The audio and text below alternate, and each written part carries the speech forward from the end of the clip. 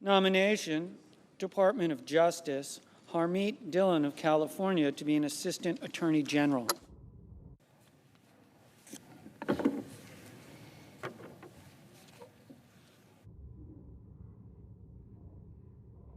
President, The senator from Kentucky. ask unanimous consent to proceed to legislative session. Without objection. I ask that the Senate execute the order of March 26th with respect to S.J. Res. 37. Under the previous order, the Committee on Finance is discharged from further consideration of S.J. Res. 37, which the clerk will report. S.J. Res. 37, joint resolution terminating the national emergency declared to impose duties on articles imported from Canada.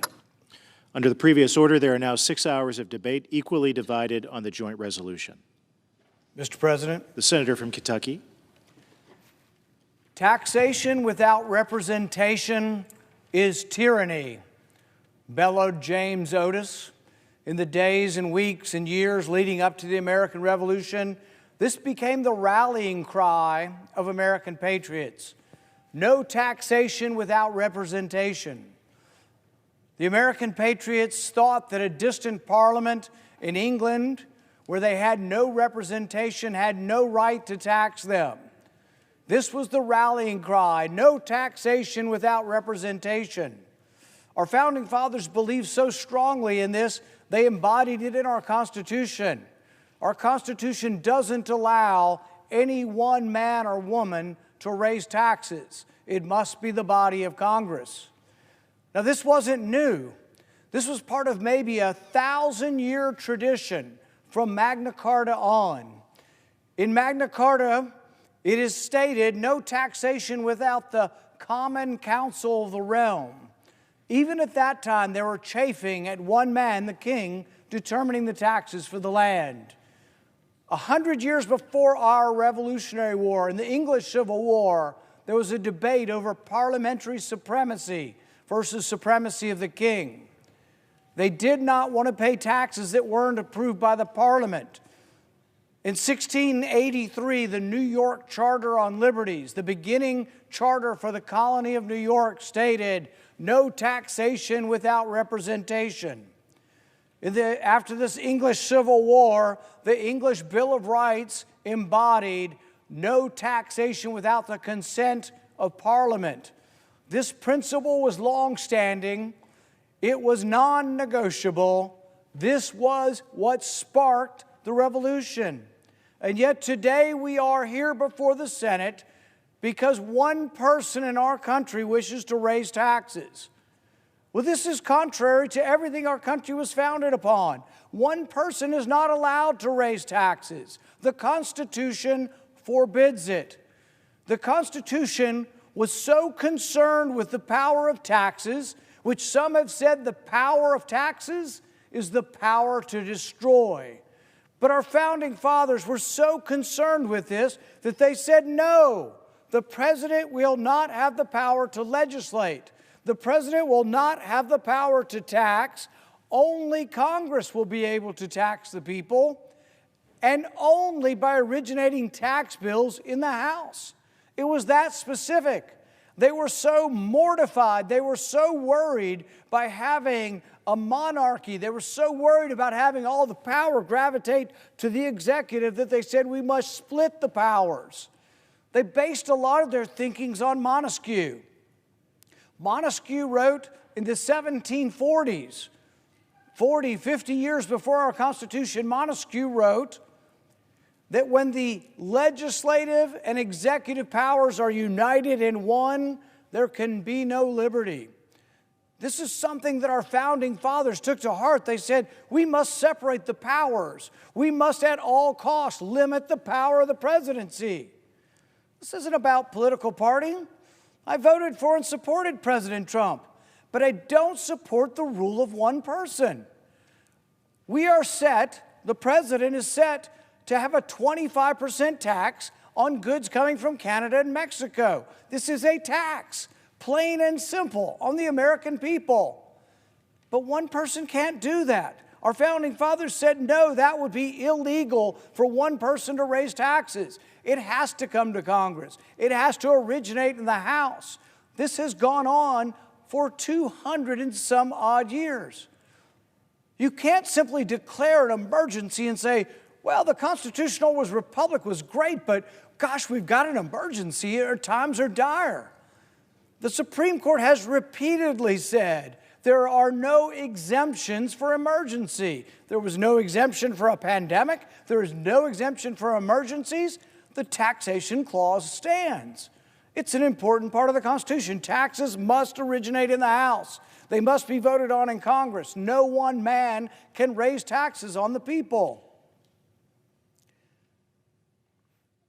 They are set to do this through a process in which an emergency has been declared. But realize this, one person declares an emergency, the president, and even if we are successful, which I think we will be successful here today, a majority will vote to say this is wrong-headed and the emergency should end. We'd have to go to the House. But even if we were successful in the House, the president would veto it. It would take a 2/3 vote in order to stop an emergency. That's such a burden that we need to consider reforming the emergency powers and reversing this. I think a president can have times that there are emergencies, and the president can declare emergency, but it should last 30 days at most. At the end of 30 days, the emergency would be brought to the people's house, the House of Representatives and the senators, and we would vote whether to affirm or uphold an emergency. Right now, the pretense of this emergency is fentanyl. I don't discount fentanyl. I know families who have lost kids to fentanyl. But there's more fentanyl going from the United States into Canada than there is coming from Canada into the United States. There is no emergency. The Canadians have actually been cooperative with us and said they will try to do even more. But the problem isn't in Canada.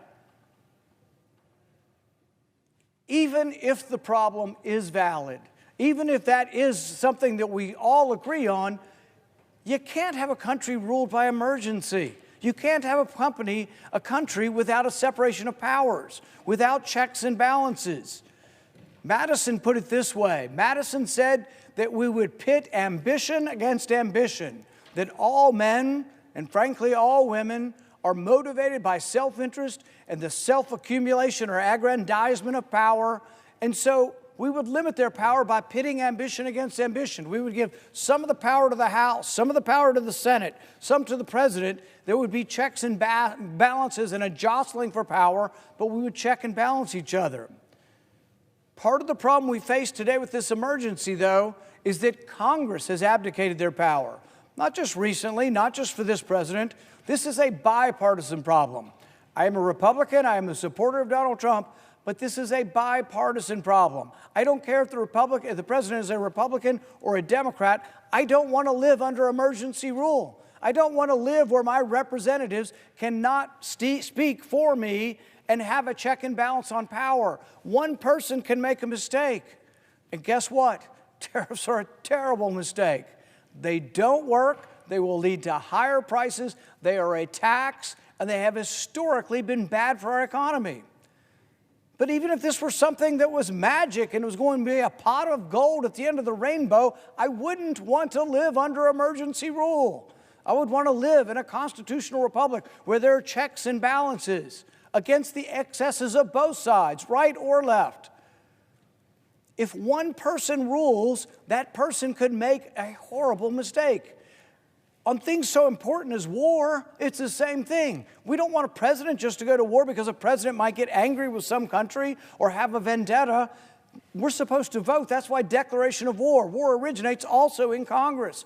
But we've lost so many of these things and so much of this, it's Congress's fault for giving it. Over the last 70 years, there's probably a dozen pieces of legislation where Congress said to the president, here, take this power. Create emergencies, put on tariffs, negotiate for us because we're too feeble-minded to do it ourselves. But the thing is, the Constitution doesn't let us give our power away.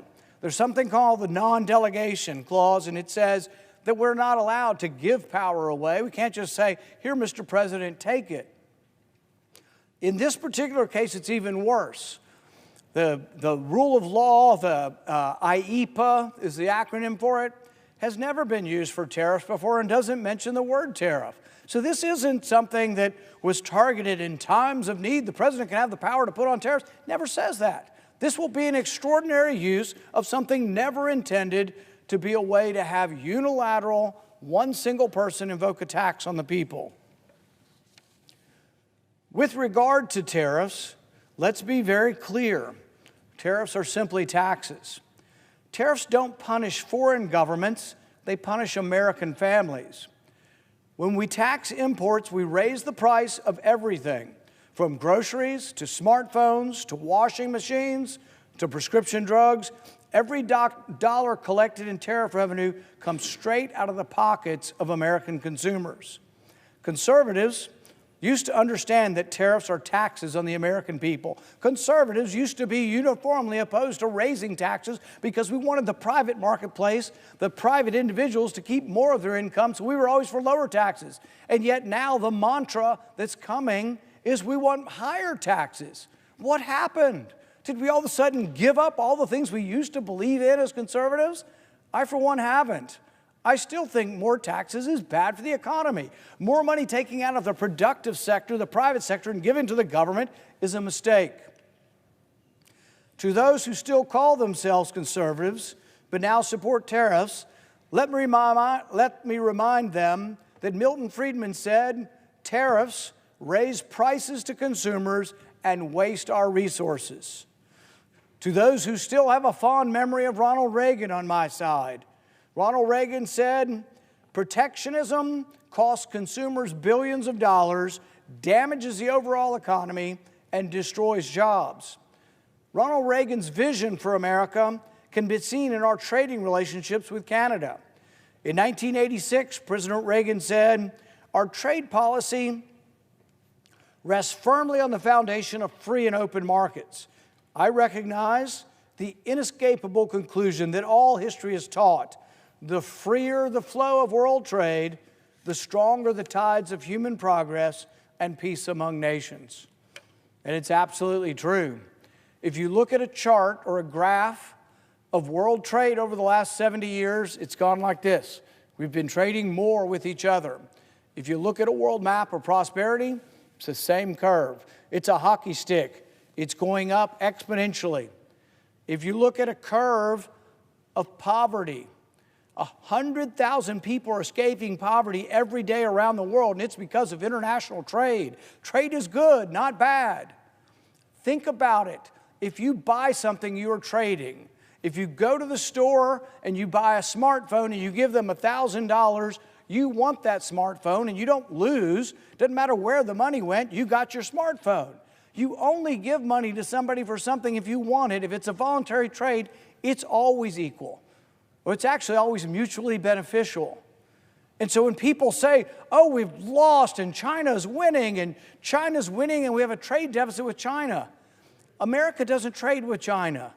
An individual buys a product. You are the trader. When you go to Walmart and you buy something at Walmart and you say, "My goodness, I can get this TV for $200 less than I could get it if there were only domestic TVs," you are the contractor. The U.S. government didn't buy the TV. You bought the TV and you did it because you saved $200. You're now $200 richer and you can go somewhere. You can buy gas to go on a trip somewhere.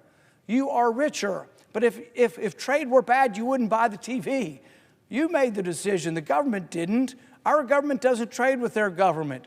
Our individuals buy products from their individuals. If it's a voluntary trade, everyone benefits or the trade doesn't occur. It is perhaps no surprise, then, that the United States and Canada share the world's longest international land border and are continuously at peace. Canada is a great customer of ours. In fact, Canada buys more American goods than China, Japan, England, and France combined. So do we want the Canadians to buy less of our stuff or more of our stuff? It is a crazy notion to put a 25% tariff on this enormous amount of goods. There are predictions that cars are going to cost $10,000 more because the cars go in and out. We have cars made in Kentucky, but some of the parts go to Mexico. Some of the cars go to Mexico. Some of them go to Canada. They come back. $10,000 increase. Do you love the idea of tariffs? Is it such a great word to pay $10,000 more for a car? Canada is also the leading provider of grain, livestock, meat, and poultry. The U.S. imported $97 billion worth of oil and gas from Canada last year. Canada is a major provider of cars, car parts, steel, lumber, aluminum.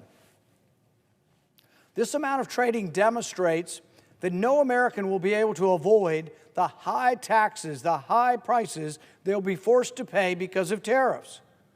The taxes on Canadian imports will come at a great cost to American families. The taxes on Canadian imports will make the cost of food, fuel, cars, and furniture more expensive. The former conservatives that now sing a populist tune know deep down that their advocacy of higher taxes will cause suffering for the American family. The converts to this protectionist faith cannot help but acknowledge that even they know that the tariffs will raise prices. They admit it readily. The tariffs that they put on in 2019 are still punishing the farmers in our country to such an extent that the farmers are still asking for more subsidies. When the Trump tariffs went on in 2018, 2019, the farmers immediately complained that they were given $23 billion of taxpayer money. That's an acknowledgement that the tariffs hurt farmers. So we're going to do it again, and they're all lining up, and people say we're going to have to bail them out. Are we going to have to bail out the car companies too? Are we going to have to bail out everybody that's going to be hurt by these tariffs? It's not a good idea. The administration is currently considering a bailout for farmers. The idea that the American taxpayer will have to bail out an industry to dull the pain of tariffs is not a novel one. We've seen this one. We've seen this story. What our parents told us when we were kids is still true today. Actions speak louder than words. The supporters of tariffs know that their policies impose suffering, and they are willing to spend your money to alleviate that harm. So they know tariffs are going to hurt farm exports, so they're going to take your money and give it to the farmers. What kind of policy acknowledges, hey, I got a terrible policy, it's going to hurt these people, but we'll just give them some of your money? It makes no sense at all. In addition to the previous costs, the Peterson Institute estimates that tariffs will cost the average family $1,200 a year. The Budget Lab at Yale University estimates that tariffs will cost the average family $4,200 a year. In fact, according to the analysis, tariffs could cost the least fortunate families on average $2,400. The middle class will likely pay higher costs of about $3,000. Tariffs are a cost. Taxes are a cost. If you tax a good, it's added onto the cost. This is what happens. It happens whether inflation is the tax or whether the tax is a tariff. It adds to the cost of goods and it will be passed on to the consumer. The average American family won't get the bailouts, though. If you're a special interest and the taxes hurt you, the tariffs hurt you, you'll get a bailout.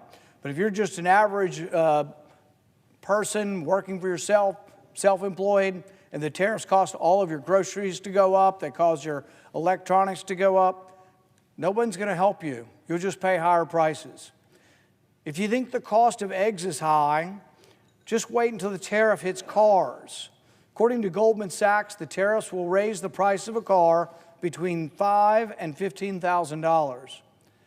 And despite arguments to the contrary, Americans know that tariffs are a tax they will have to pay.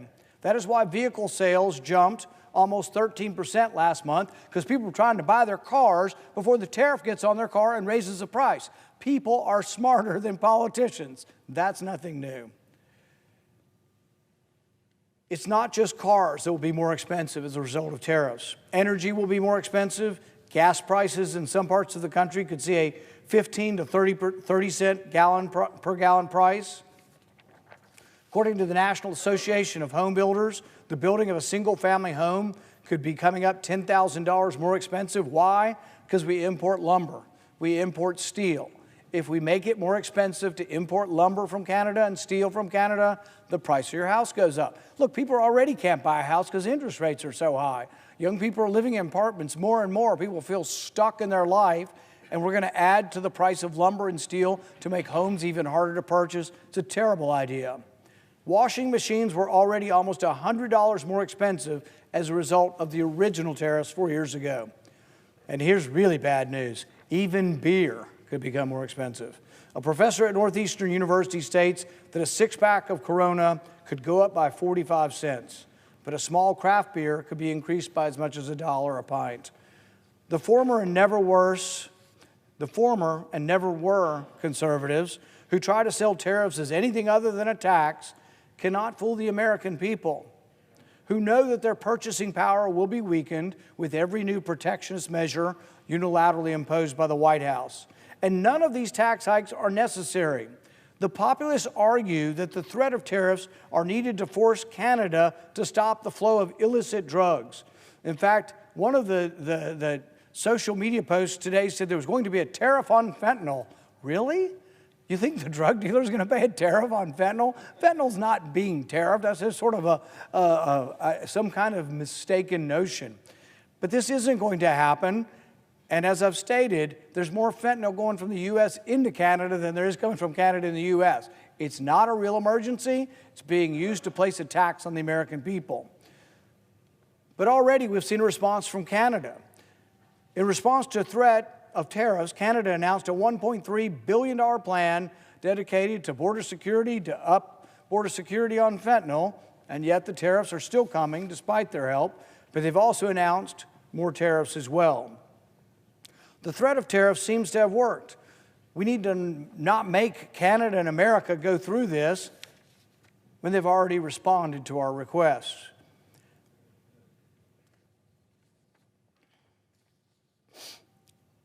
The chaos of one day the tariffs are on, one day they're off, next day there's a loophole for this industry or that industry is chaotic and is leading to turmoil in our markets.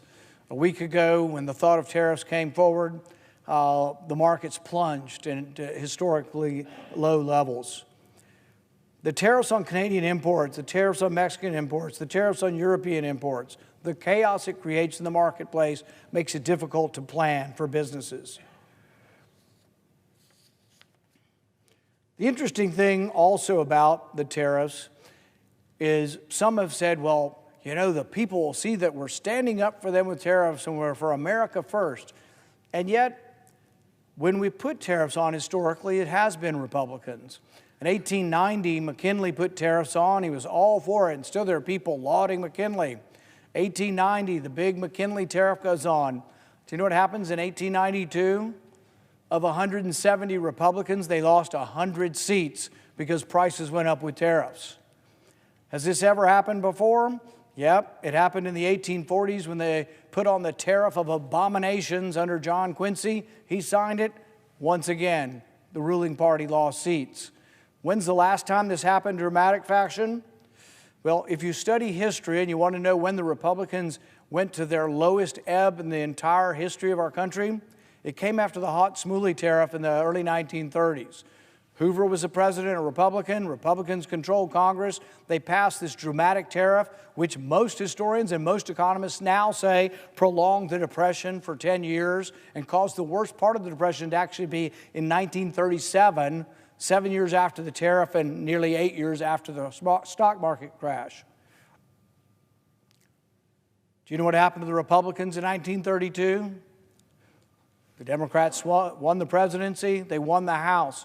Do you know when Republicans got back in charge after 1932? 1994 in the House and in the 80s in the Senate. They went 50, 60 years into the desert because tariffs were such a turmoil to the country that the country rejected Republicans for nearly half a century. The emergency declaration we're considering today is unprecedented. By declaring an emergency, the President invoked the International Emergency Economic Powers Act. They call it IEPA. It's an acronym. Don't get me started about government acronyms. But anyway, it's a law that's been used to put sanctions on like Iran. That's what it was intended for. but it was never intended for tariffs, and the words tariffs don't appear in the law. Using this bill to impose tariffs is attractive to a president. He doesn't have to work with the messiness of democracy, the messiness of Congress. But you know what? That messiness is a check and a balance on power. Unlike most of our trade laws that require several procedural hurdles, IEEPA just says declare an emergency, and it becomes very hard for Congress to overturn this. When the Trump administration first implemented tariffs on China, it took 11 months before the tariffs could take effect. By using IEEPA, the technique now, the tariffs have an almost immediate effect. But we're not at war with Canada. I don't even think we have real disagreements with Canada. They're an ally that buys more of our stuff than almost any other country in the world. Expediency is not the same as legality, though. As legal scholars have pointed out, there's reason to believe that this bill, this IEEPA, this emergency bill, does not authorize the president to impose tariffs for at least two reasons. First, despite broad powers conferred to the president by this act, the plain, simple text does not mention the ability to impose a tax, tariff, or duty. It runs counter to Congress's habit of clearly referencing tariff authorities in other trade statutes.